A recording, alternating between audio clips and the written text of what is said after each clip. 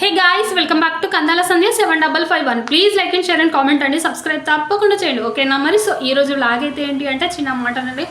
అన్నదమ్ములు కానీ, అక్క చెల్లెళ్ళు కానీ, లేదా తల్లిదండ్రులు కానీ, మనము మన కుటుంబ సభ్యులని కొన్ని మాటలు మనం వదిలేస్తూ ఉంటాం. ఏంటి అంటే, నువ్వు నా కోసం ఏం చేస్తున్నావు, నా నీకేం తెలీదు, నీకేం బాధ్యతలు తీసుకోవు అలాంటి మాటలు కొన్ని వదిలేస్తూ ఉంటాం మన కుటుంబ సభ్యుల్ని. సో ఆ అన్నదమ్ములైనా, అక్క చెల్లెళ్ళైనా, లేదా తల్లిదండ్రులైతే అసలు ఎప్పుడు అనొద్దు, నువ్వు నా కోసం ఏం చేసావని. నిజానికి వాళ్ళ త్యాగమే మనం ఈరోజు పెంచి పెద్ద చేసేయడానికి కారణం అవుతుంది. మన ప్రయోజకులకు కూడా వాళ్ళు చేసే కారణమే ఉంటుంది. కాబట్టి మనం ఎప్పుడు తల్లిదండ్రులను అనొద్దు. అలాగే అన్నదమ్ములు కానీ, అలాగే అక్క చెల్లెళ్ళు కానీ కొన్ని సందర్భాలలో మనకు చేయాల్సిన బాధ్యతలు తప్పకుండా వాళ్ళు చేస్తూ ఉంటారు. అది మనం మనసుతో అర్థం చేసుకోవాలి తప్ప విమర్శిస్తే నువ్వు ఏం చేసావంటే ఎవరైనా ఏమన్నా చెప్పగలుగుతారా? ఎవ్వరూ ఏం చెప్పలేరు.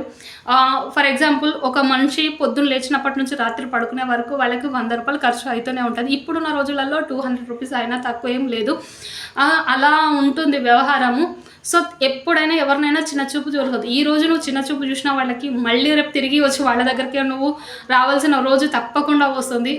మనం ముళ్ళను దాటి పూల రహదారిలోనే వెళ్ళాలి. ఇలాంటి మాటలు విని ఇక్కడ నుంచి వదిలేసేయాలి. వాళ్ళ గురించి నువ్వు ఎప్పుడు ఎక్కడ పట్టించుకోదు. ఎప్పుడో ఏదో ఒక రోజు నీ దగ్గరకు తప్పకుండా వస్తారు.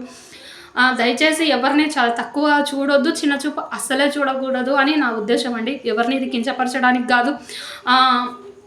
నా వీడియో కనుక మీకు నచ్చితే లైక్, షేర్తో పాటు కామెంట్తో పాటు అలాగే సబ్స్క్రైబ్తో పాటు మరిన్ని వీడియోస్ కోసం నా ఛానల్ని సబ్స్క్రైబ్ చేయండి, ఓకేనా? మరి బాయ్.